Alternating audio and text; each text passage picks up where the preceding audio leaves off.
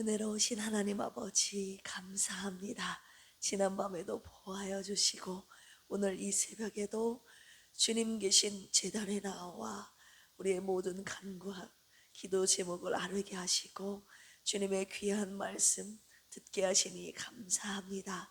언제나 주님의 말씀이 우리가 붙잡아야 될 생명의 말씀이 되게 하시고 그 말씀 따라 온전히 순종하여 주의 길, 진리의 길 걸어가는 필그림의 모든 순례자들이 되게 하여 주시옵소서.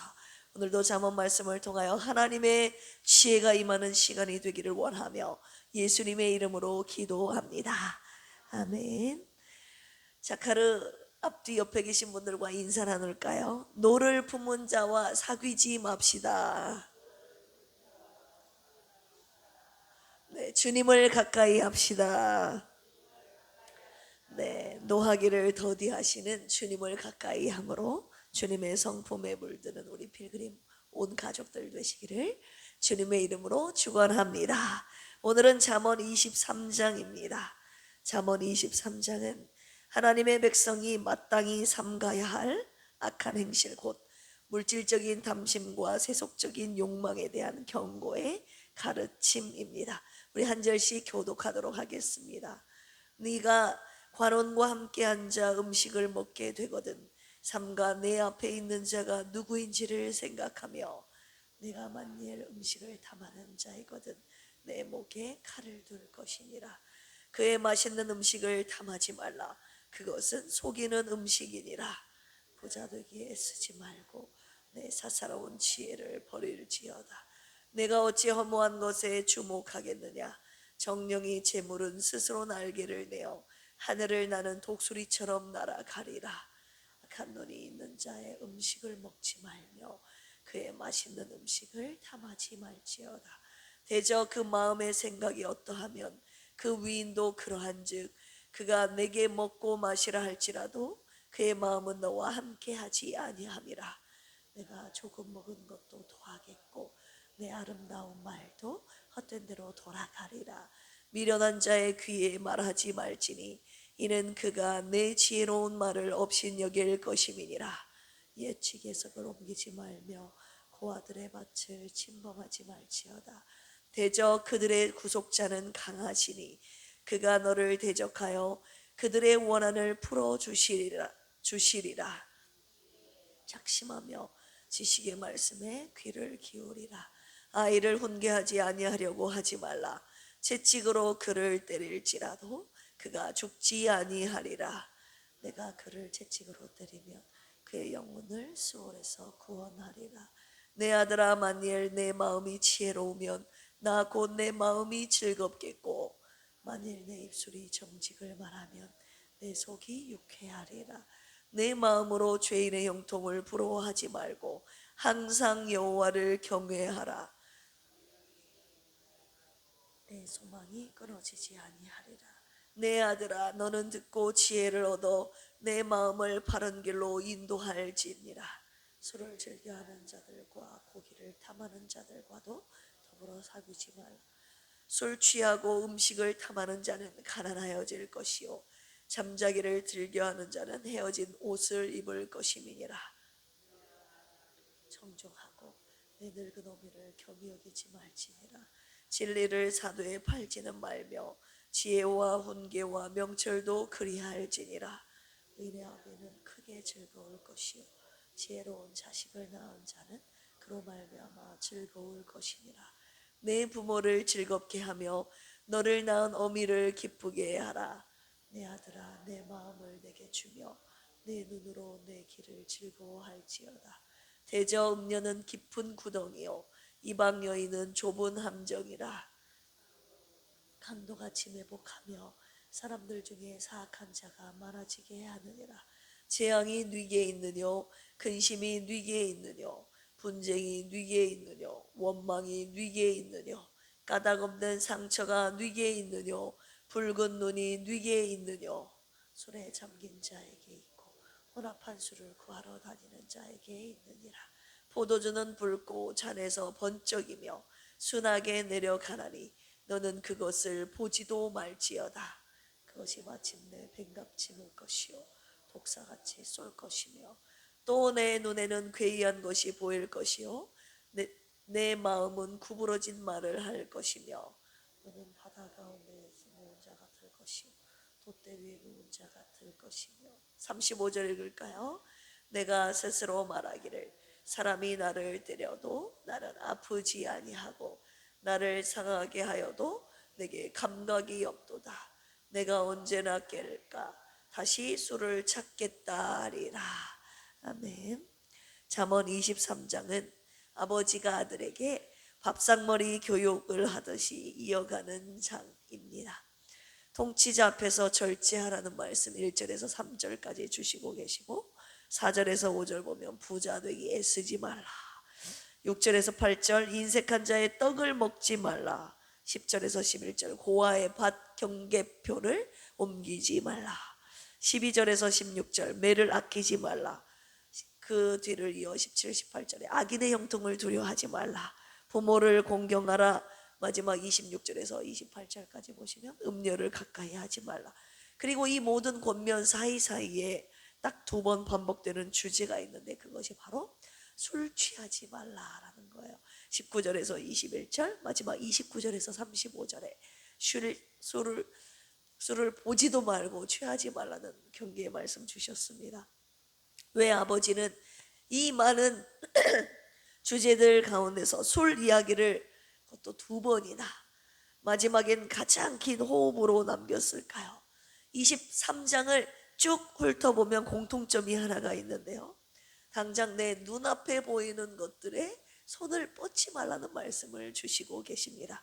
재물에 손 뻗지 말고 남의 밭에 손을 뻗지 말고 음녀에게 손 뻗지 말고 그리고 술잔에도 손을 뻗지 말라는 말씀 주셨습니다. 23장 전체가 결국 무엇에 내 손을 내미는가를 묻는 장이라고 볼 수 있습니다. 보통 사람들에게 하루를 버티는 방법이 있죠. 아무 생각이 안 나게 만드는 방법 무엇이 있을까요? 술 한 잔, 그리고 폰 스크롤 2시간 넘기는 거, 야식, 게임 다 같은 기능을 하죠. 현실을 잠깐 잊어버리는 것, 꺼버리는 것. 오늘 본문은 정확하게 그 지점을 찌르고 있습니다. 이 술이라는 소재를 빌려서 우리가 고통 앞에서 뭘 하고 사는지를 말하고 있습니다. 오늘 말씀의 묵상 포인트이자 제목은요, 술잔을 당장 내려놓으라입니다. 먼저 술을 즐겨하는 자들과 왜 함께 앉지 말라고 하시는지를 우리 20절에서 21절 같이 한번 읽어보겠습니다. 시작. 술을 즐겨하는 자들과 고기를 탐하는 자들과도 더불어 사귀지 말라. 술 취하고 음식을 탐하는 자는 가난하여질 것이요 잠자기를 즐겨하는 자는 헤어진 옷을 입을 것이니라. 더불어 사귀다라는 표현이 나옵니다. 라하라는 단어인데요, 그냥 인사하고 지나치는 관계가 아니라 정기적으로 그 식탁에 함께 앉는 자리를 말합니다. 아버지가 그 사람들과 함께 앉지 말라고 지금 권면하고 있습니다. 잠언 13장 우리 가볼까요? 잠언 13장 20절 같이 한번 읽어보겠습니다. 시작. 지혜로운 자와 동행하면 무엇을 얻고? 지혜를 얻고 미련한 자와 사귀면 해를 받느니라. 성경 전체가 반복해서 말하고 있는 원리입니다. 내가 누구를 가까이 하느냐에 따라서 물들게 된다는 것이죠. 사람은 옆에 앉은 사람의 속도로 걷게 됩니다. 술 취한 자 옆에 오래 앉아 있으면 내가 안 마셔도 그 사람에게 물들게 되어 있다는 거예요. 그 리듬에 물이 들게 되어 있습니다. 왜 이 말씀을 저와 여러분들에게 주셨을까요? 사귐이 죄가 아니라 사귐의 반복이 저와 여러분들의 정체성을 만들기 때문입니다. 우리는 누구와 밥을 먹느냐로 누가 되어가는 존재입니다. 나는 안 물들어, 나는 같이 밥을 먹어도 절대 그 사람에게 물들지 않아 라고 하면서 계속 그 자리에 앉아있는 저와 여러분들에게 오늘 주님이 이 말씀 주시는 거예요. 아니다, 너는 알게 모르게 물들어가고 있다 라고 말씀하시는 거예요. 술을 즐겨하는 자 옆에 앉지도 말라고 하신 분이 술을 먹지 말라고는 안 하셨겠습니까? 술을 먹지 말라고 하시는데, 마시지 말라고 하시는데 왜 마시지 말라고 하실까요? 오늘 잠언 20장으로 가볼까요? 1절입니다. 잠언 20장 1절 시작. 포도주는 거만하게 하는 것이요 독주는 떠들게 하는 것이라. 미혹되는 자마다 지혜가 없느니라. 지혜를 간절히 찾고 있는 구하는 저와 여러분들이 꼭 들어야 될 말씀이죠. 이 술이 저와 여러분들을 미혹하게 한다는 말씀, 쇼게라는 단어가 쓰였는데요, 길을 잃고 비틀거리는 것을 뜻하는 단어입니다. 육체의 비틀거림이면서 동시에 판단력의 흐림을 말합니다. 판단력도 더불어 비틀거린다. 성경이 술을 문제 삼는 죄송합니다. 성경이 술을 문제 삼는 이 결정적인 이유는요, 도덕적인 결벽이 아닙니다. 술이 저와 여러분들에게서 이 정신을 빼앗아가기 때문입니다. 오늘 본문 말씀으로 돌아가 잠언 23장 33절을 같이 한번 읽어보겠습니다. 33절 시작. 또 내 눈에는 괴이한 것이 보일 것이요 내 마음은 구부러진 말을 할 것이며. 네, 눈이 흐려진다는 거예요. 입에서 나오는 말이 뒤틀거립니다.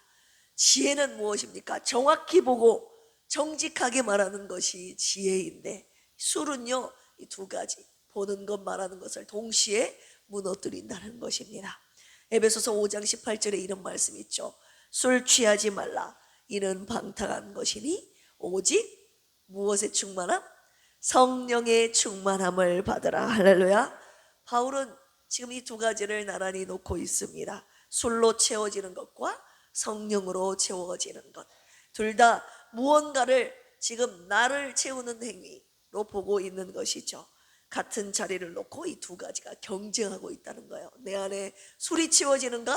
아니면 성령이 채워지는가?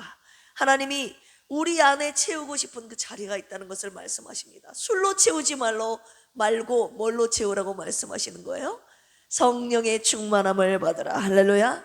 그런데 우리가 먼저 다른 것으로 그 자리를, 저와 여러분들의 마음을, 저와 여러분들을 가득 채워버린다 이 말입니다. 다른 것으로 가득 채우면 정작 성령이 내 안에 들어오실 자리가 없다는 것이죠. 내 마음의 빈자리, 술이든 무엇이든 먼저 다른 것들로 채우고 있지는 않은지 이 새벽에 돌아오시기를 주님의 이름으로 축원합니다. 이 술을 마시게 되면 술잔의 끝에 어떤 일이 임하는지를 한번 봐볼까요? 32절입니다.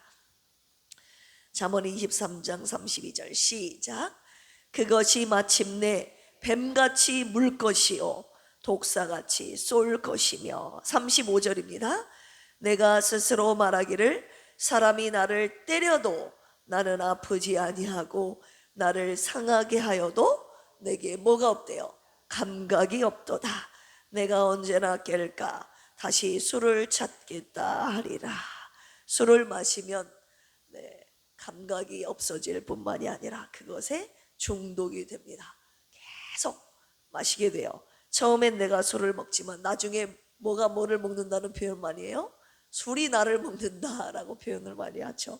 술이 나를 다스리게 된다는 것입니다. 자유롭게 시작한 것이 모든 고통을 잊고 마시기 시작한 이 술이 결국은 나를 노예로 만드는 것입니다. 여러분, 그것이 바로 죄의 본질입니다. 저와 여러분들을 노예에 삼습니다. 술은 그 본질을, 죄의 본질을 가장 선명하게 보여주고 있는 그림이라고 볼 수 있어요. 사람이 나를 때려도 아프지 않다는 그 말은 자유가 아니라 완전히 감각을 잃어버린 노예의 고백이라고 볼 수 있습니다. 그런 무감각함이 저와 여러분들에게 있지는 않은지, 꼭 술뿐만이 아닙니다. 저와 여러분들을 무감각하게 만드는 것이 뭔지를 이 새벽에 돌아보십시오. 그런데 여러분, 성경에는 또 다른 잔이 등장하죠. 술잔이 있다면 예수님이 마셨던 겟세마네 동산에서 예수님께서 드신 잔, 내 아버지여 만일 할만하시거든 이 잔을 내게서 옮기시옵소서. 주님께서 마셨던 잔을 함께 마지막으로 묵상합니다. 그 잔은 붉은 포도주 잔이 아니었습니다. 예수님께서 마셨던 잔은 십자가, 우리 죄의 형벌이 담긴 잔이었습니다. 우리는 고통을 피하려고 술잔을 들지만, 쾌락의 잔을 들지만, 예수님은 저와 여러분들을 살리시려고 그 고통에 쓴 잔을 마셨습니다.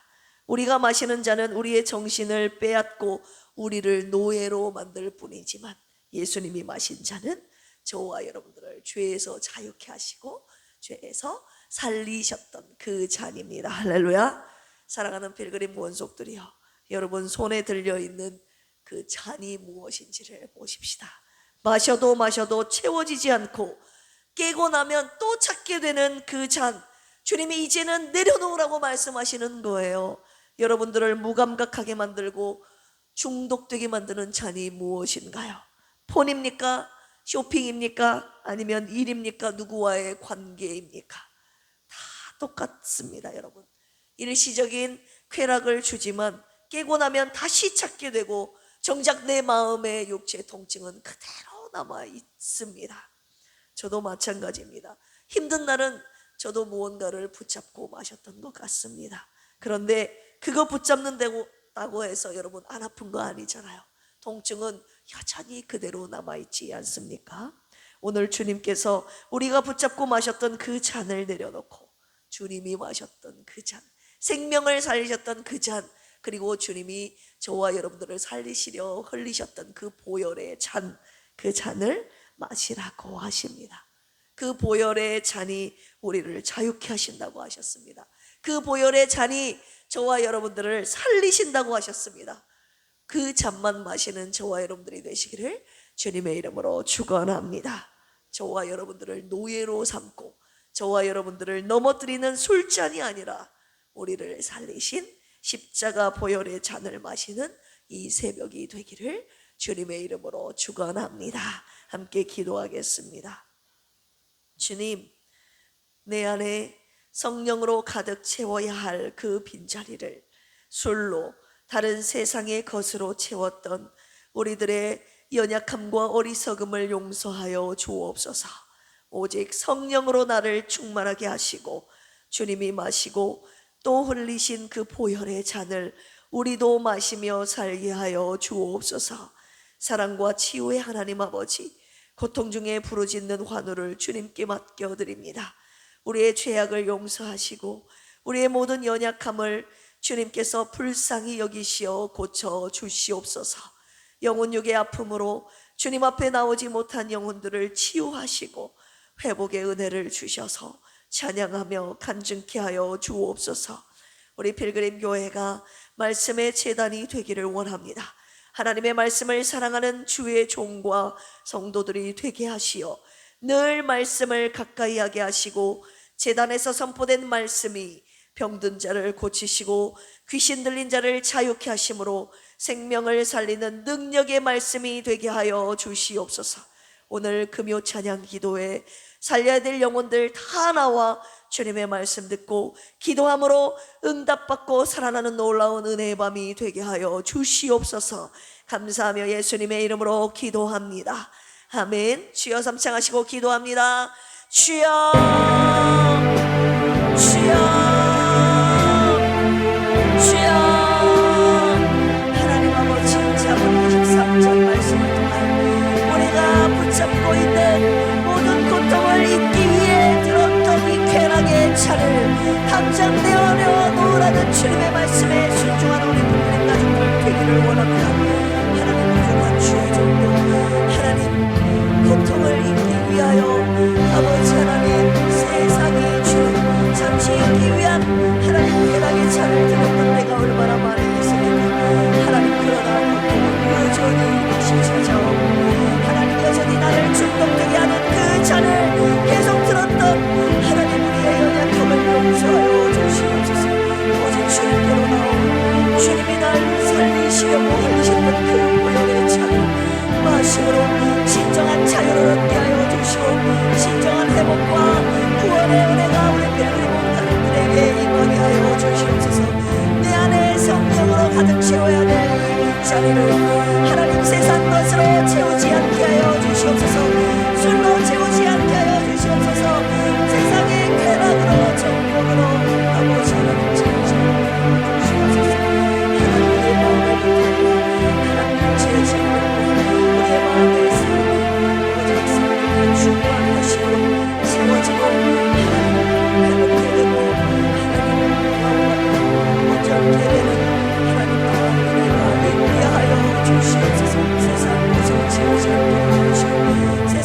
물들지 않게 하여 주시고 술을 즐겨하는 자들과 생기지 않게 하여 주시고